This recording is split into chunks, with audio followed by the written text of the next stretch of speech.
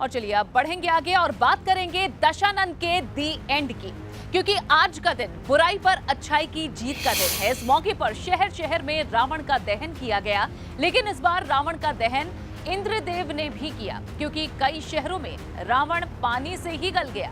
TV screen पर दिख रही ये तस्वीरें साफ दिखाती हैं किस तरह से एक बार फिर से बुराई पर अच्छाई के इस प्रतीक को देखकर जहां इस बात को याद करना बेहद जरूरी है कि किस तरह से अहंकार, द्वेष, ईर्ष्या और गुस्से का जो अंत होता है वो इसी तरह का होता है। अलग अलग क्षेत्रों की और तस्वीरें, अलग अलग जिलों में रावण दहन के लिए खास आयोजन किए गए थे। हालांकि बारिश की वजह से कई आयोजनों में खलल भी पड़ी।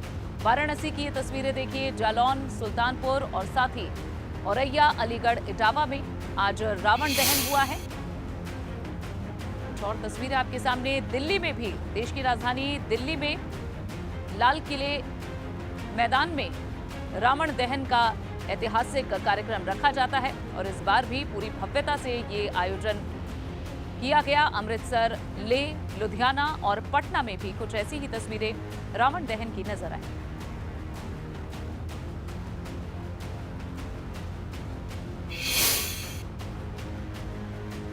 आज दशहरा है, देश भर में रावण दहन हो रहा है, लेकिन यूपी में एक मंदिर ऐसा भी है जहां दशानन की पूजा होती है। खास बात यह है कि यह मंदिर साल में सिर्फ एक दिन ही खुलता है और वो भी सिर्फ दशहरे पर।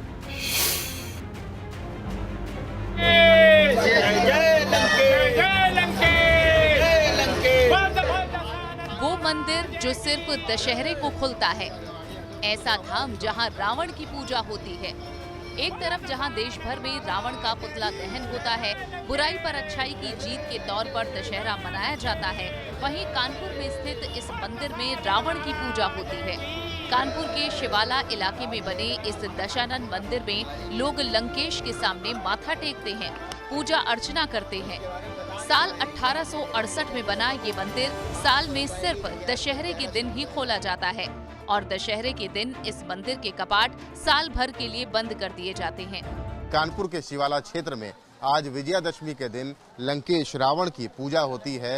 ये ऐसा मंदिर है जो पूरे साल बंद रहता है, लेकिन आज दशहरे के दिन इसको विधि विधान से पूजा अर्चना करते हुए खोला जाता है और लोग दूर दूर से यहाँ पर लंकेश के दर्शन करने आते हैं।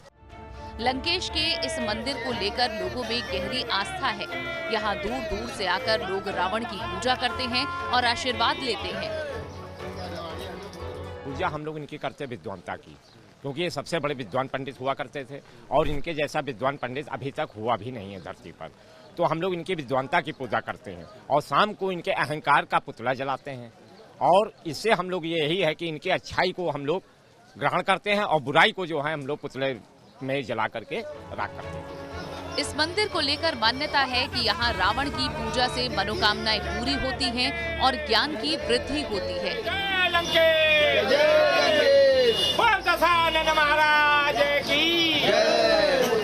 आज के दिन इनका जन्मदिन भी है और आज ही के दिन इनके मोक्ष भी मिला है, तो हम लोग सुबह इनका कड़ू तेल जलाकर इनका बर्थडे मनाते हैं और शाम को इनको मोक्ष मिल गया था। धार्मिक मान्यताओं के मुताबिक आज ही के दिन रावण का जन्म हुआ था और इसी दिन प्रभु श्री राम ने रावण का वध किया था। हालांकि रावण के ज्ञान को लेकर आज भी उनके भक्त श्रद्धा के साथ दशानन के सामने सिर झुकाते हैं। एबीपी गंगा के लिए कानपुर से रतीश त्रिवेदी की रिपोर्ट।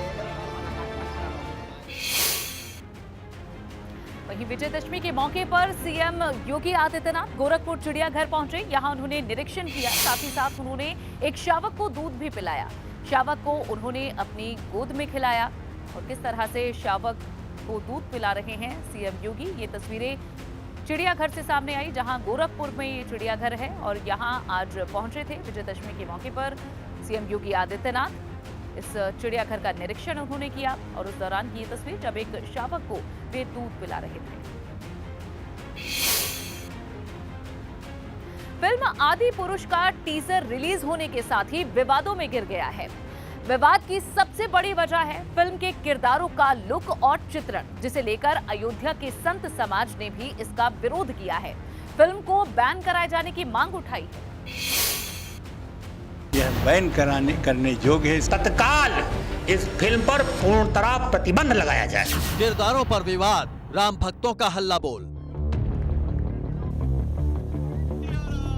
प्रभास और सैफ अली खान की ये फिल्म टीजर रिलीज होते ही विवादों में घिर चुकी है। देश भर में फिल्म के किरदारों को लेकर बवाल शुरू हो गया है। चाहे धरती या चटक जाए आकाश। प्रभु श्री राम पर बनी इस फिल्म को लेकर राम की नगरी अयोध्या में भी नाराजगी है। फिल्म के किरदारों को लेकर संतों ने तीखी आलोचना की है। ये पता नहीं है किसी मुस्लिम पर्सनल विचारों से प्रेरित होकर के यह बनाया गया है जो सनातन धर्म के बिल्कुल प्रतिकूल है, इसलिए यह बैन करने योग्य है। इसको बैन लगाना चाहिए। अयोध्या में संतों ने फिल्म के किरदारों को कटघरे में खड़ा किया है। संतों की माने तो ये सीधे सीधे सनातन धर्म के साथ खिलवाड़ है। इस वजह से फिल्म को बैन किया जाना चाहिए। हम आपके इस चैनल के माध्यम से अपने भारत के यशस्वी प्रधानमंत्री माननीय नरेंद्र दामोदर दास मोदी जी से करबद्ध नतमस्तक होकर याचना करते हैं कि आप स्वयं एक राम भक्त हैं और मैं मानता हूं कि आपसे बड़ा इस समय भारत में कोई राम भक्त नहीं है। तत्काल इस फिल्म पर पूर्णतः प्रतिबंध लगाया जाए। फिल्म के किरदारों को लेकर देश भर में सवाल खड़े हो रहे हैं। इसको लेकर यूपी के डिप्टी सीएम ब्रजेश पाठक ने भी नाराजगी जाहिर की है। किसी को भी हिंदू धर्म पे, सनातन धर्म पे छेड़छाड़ करने की इजाज़त नहीं है और इस प्रकार के धार्मिक भावनाओं से खिलवाड़ करने से लोगों को बचना चाहिए। दरअसल 500 करोड़ के बजट में बनी इस फिल्म को ओम राउत ने डायरेक्ट किया है। इस फिल्म में लगभग हर किरदार पर विवाद खड़ा हो गया है, चाहे वो रावण के रूप में सैफ अली खान हो या फिर श्री राम के किरदार में प्रभास का किरदार। यहाँ तक कि हनुमान, वानर सेना और माँ सीता के किरदार पर भी ऐतराज जताया गया है। एबीपी गंगा के लिए अयोध्या से ऋषि गुप्ता की रिपोर्ट।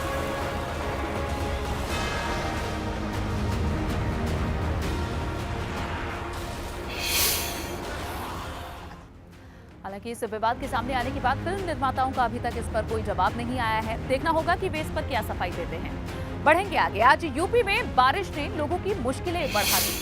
आपको 3 तस्वीरें अब दिखाएंगे। पहली तस्वीर गोंडा की है। यहाँ बारिश के बाद जगह जगह जलभराव देखने को मिला। जलभराव की वजह से लोगों को काफी दिक्कतों का सामना करना पड़ा। श्रावस्ती में लगातार बारिश के बाद अस्पताल के बाहर बेहिसाब पानी भर गया। अब आप खुद ही इस तस्वीर को देखकर सोचिए कि यहाँ कोई कैसे अपना इलाज कराने आएगा। वहीं फतेहपुर में भारी बारिश के बाद मकान गिर गया। इस हादसे में एक की मौत हो गई, वहीं एक शख्स घायल है। और अब बात श्रावस्ती की करते हैं। यहाँ पिछले कई घंटों से हो रही बारिश ने हाल बेहाल कर रखा है। सड़कों से लेकर तालाब तक की ये तस्वीरें आप देखिए कैसे परिवर्तित हुई हैं। पहले ये सड़कें अब तालाब में तब्दील हो चुकी हैं। यहाँ तक कि अस्पताल के अंदर तक पानी घुस चुका है। लोगों का कहना है कि 30 साल में ऐसी बारिश पहले कभी नहीं हुई।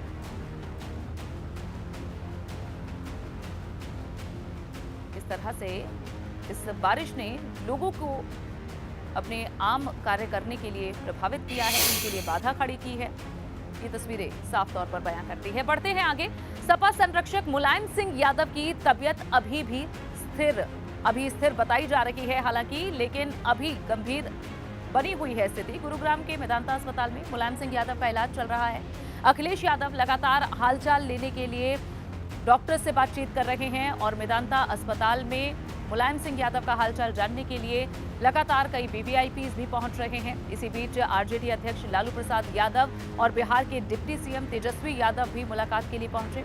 वहीं हरियाणा के मुख्यमंत्री मनोहर लाल खट्टर भी मुलायम सिंह यादव से मिलने पहुंचे। अखिलेश यादव से मुलाकात कर इन्होंने मुलायम सिंह यादव का हालचाल जाना।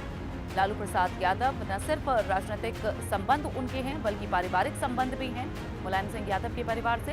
और वहीं हरियाणा के सीएम मनोहर लाल खट्टर भी गुरुग्राम के मेदांता अस्पताल में पहुंचे। इटावा में दशहरे पर आयोजित एक कार्यक्रम में पहुंचे कैसरगंज से सांसद बृजभूषण शरण सिंह ने मुलायम सिंह यादव के स्वास्थ्य को लेकर चिंता जताई। उन्होंने कहा कि हम कामना करते हैं कि नेताजी जल्द स्वस्थ हों। हम तो खुद उनके स्वास्थ्य को लेकर के चिंतित हैं और लगातार 2-3-4 दिन से और देख रहे हैं टीवी पर। तो हम लोग तो यही चाहेंगे कि वो स्वास्थ्य लाभ उनका जल्दी हो। उधर बलिया में एक कार्यक्रम में डिप्टी सीएम ब्रजेश पाठक ने ओम प्रकाश राजभर के साथ मंच साझा किया। ओम प्रकाश राजभर के साथ मंच साझा करने के मसले पर जब मीडिया ने सवाल किया तो डिप्टी सीएम ब्रजेश पाठक ने कहा कि ओम प्रकाश राजभर मेरे स्थायी मित्र हैं और इस पर कोई असर नहीं पड़ेगा।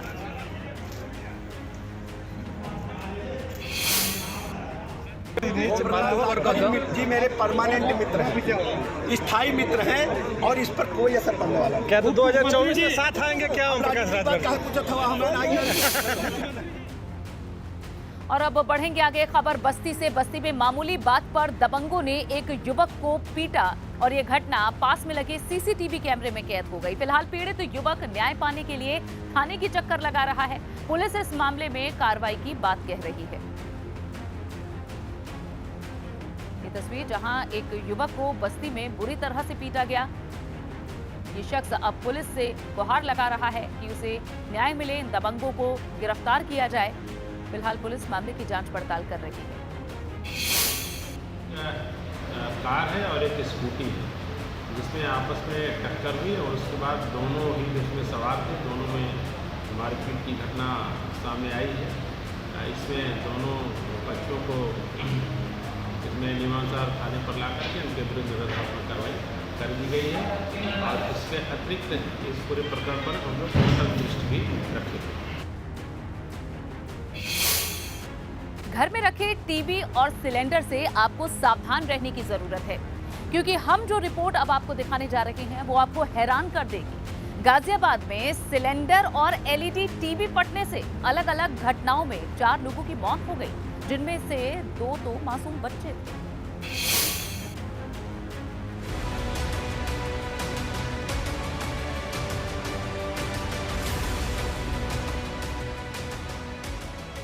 गाजियाबाद के लिए बुधवार की सुबह हादसों के साथ शुरू हुई। एक तरफ लोनी में गैस सिलेंडर फटने से एक मकान भर-भरा कर गिर गया। मकान के मलबे में दबकर 2 बच्चों समेत 3 लोगों की मौत हो गई। तो टीला मोड़ इलाके में एलईडी टीवी में ब्लास्ट होने की घटना सामने आई है। इस हादसे में 17 साल के युवक की मौत हो गई।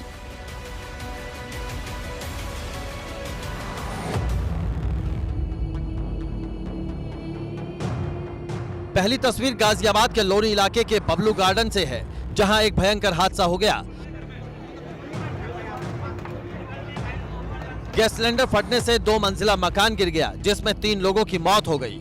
सिलेंडर के ब्लास्ट के बाद 2 मंजिला मकान भर-भरा कर गिर गया, जिससे मकान में मौजूद महिलाएं और बच्चे मलबे में दब गए। हादसे में कई लोग घायल हैं, जिनका इलाज अस्पताल में चल रहा है। इस टाइम मैं निकला हूँ अपने घर में से, तो एकदम बहुत तगड़ी आवाज हुई और यहाँ धूल मिट्टी इतनी थी कि कुछ दिख नहीं रहा। एक बच्चा 10-12 साल का सामने सोफे पे बैठा हुआ था आगे, तो वो तो सेफ था। नीचे से आवाज आ रही थी, हमें निकाला। मलबे में अभी भी कई लोगों के दबे होने की आशंका है और मलबा हटाकर दबे हुए लोगों को निकालने की कोशिश की जा रही है।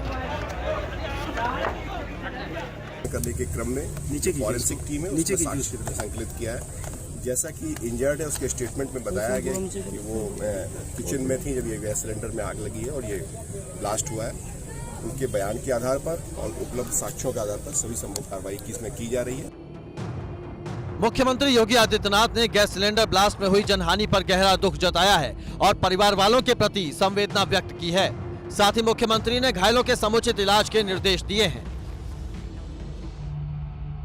दूसरी तस्वीर भी उतनी ही भयानक है। टीला मोड़ इलाके में एलईडी टीवी में हुए विस्फोट में घायल होने से एक युवक की मौत हो गई। तस्वीर इतनी भयानक है कि इसे हम दिखा भी नहीं सकते।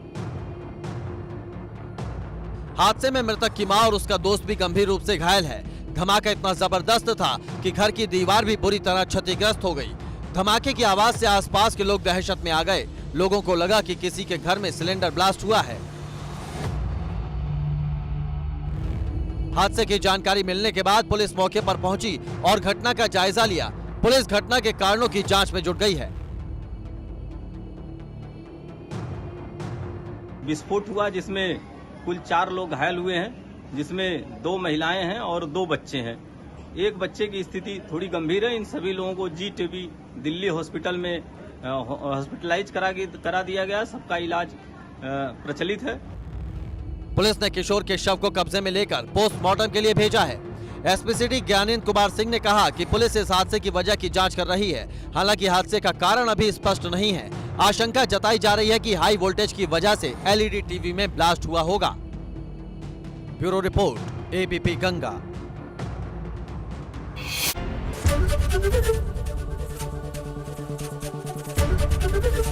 एबीपी गंगा, खबर आपकी, जुबान आपकी।